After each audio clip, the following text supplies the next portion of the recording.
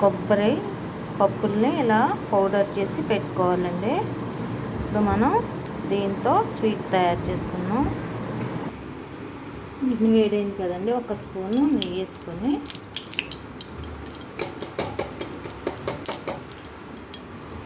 ఇందులోనే మనం రెడీ చేసి పెట్టుకున్న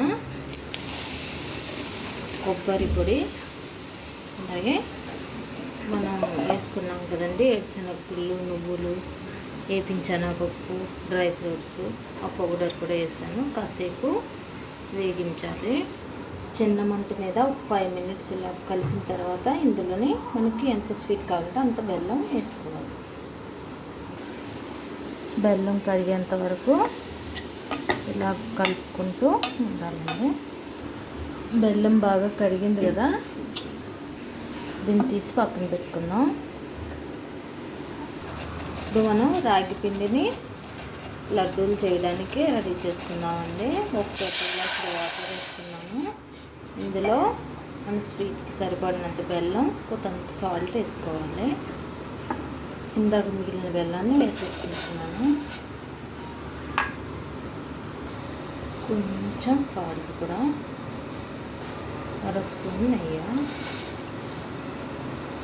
వాటర్ బాగా మరిగినాయి కదండి, ఇందులోనే మనం ఈ రాగి పిండి వేసుకొని చపాతీ ముద్దలాగా ఉండలు లేకుండా కలుపుకోవాలి.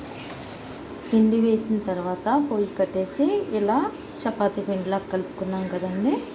ఇది చల్లారాక మనం చిన్న చిన్న బాల్స్ ఇలా చేసుకొని అందులో మనం ముందుగా తయారు చేసుకున్న స్వీట్ పెట్టి రోల్ చేస్తే లడ్డూల్లా తయారవుతుంది.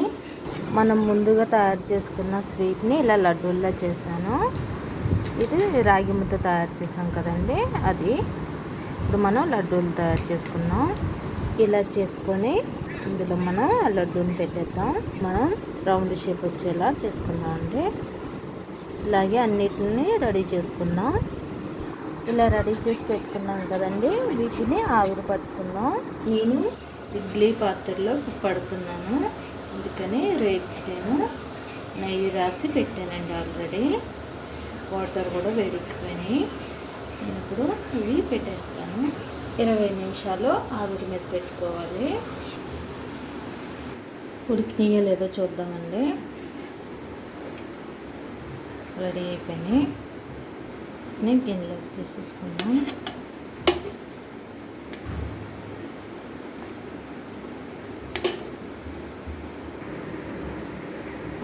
చిన్న పిల్లల కాడ నుంచి పెద్దవాళ్ళ వరకు తినే హెల్దీ రాగి లడ్డూలు రెడీ అయిపోయినాయండి. కట్ చేసి చూద్దాం.